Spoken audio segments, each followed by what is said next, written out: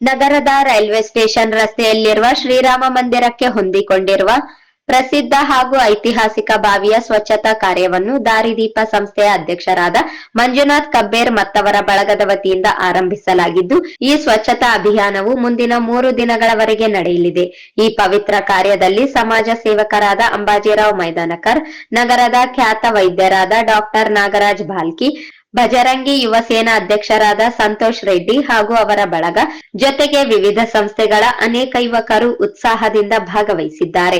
ಸ್ವಚ್ಛತಾ ಕಾರ್ಯಕ್ಕೆ ಅಗತ್ಯವಿದ್ದ ಟ್ರ್ಯಾಕ್ಟರ್ ವ್ಯವಸ್ಥೆಗಾಗಿ ಮಹಾನಗರ ಪಾಲಿಕೆ ಆಯುಕ್ತರಾದ ಜುಬೇನ್ ಮಹಾಪಾತ್ರ ಸರ್ ಅವರಿಗೆ ನಿನ್ನೆ ಮನವಿ ಸಲ್ಲಿಸಲಾಗಿ ತಕ್ಷಣ ಸ್ಪಂದಿಸಿ ಸಹಕಾರ ನೀಡುವುದಾಗಿ ಭರವಸೆ ನೀಡಿದರು.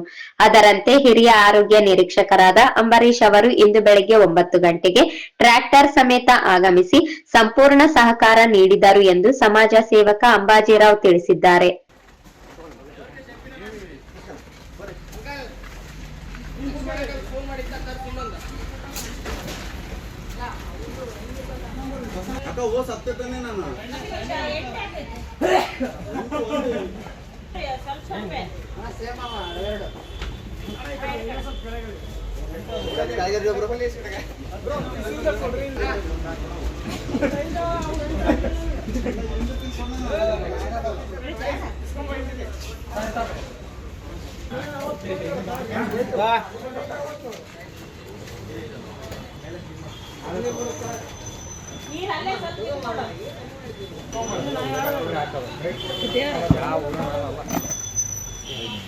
ಅವ್ರನ್ನ ಕರ್ಸ್ಬೇಕು ಸ್ವಲ್ಪ ಯಾವ ನಿಮ್ ಚೀಲ ನೋಡಲ್ಲ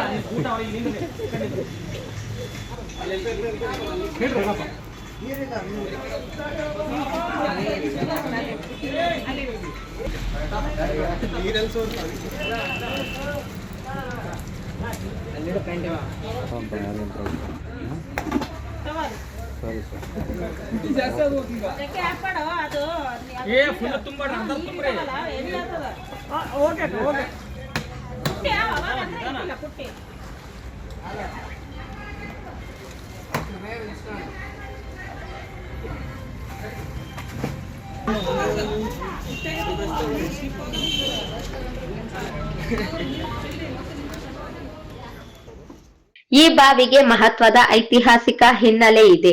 ರೈಲ್ವೆ ಸ್ಟೇಷನ್ ಸಮೀಪದಲ್ಲಿರುವ ಶ್ರೀ ಮುತ್ಯಾಲಮ್ಮ ದೇವಿಯ ಜಾತ್ರೆಯ ಸಂದರ್ಭದಲ್ಲಿ ಈ ಬಾವಿಯ ನೀರನ್ನು ಅಭಿಷೇಕಕ್ಕೆ ಬಳಸಲಾಗುತ್ತಿತ್ತು.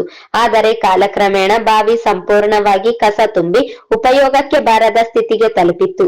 ಇದೀಗ ಎಲ್ಲರ ಸಹಕಾರದಿಂದ ಈ ಪವಿತ್ರ ಬಾವಿಯ ಪುನಶ್ಚೇತನ ಕಾರ್ಯ ಆರಂಭವಾಗಿರುವುದು ಶ್ಲಾಘನೀಯವಾಗಿದೆ ಎಂದು ಅವರು ತಿಳಿಸಿದ್ದಾರೆ.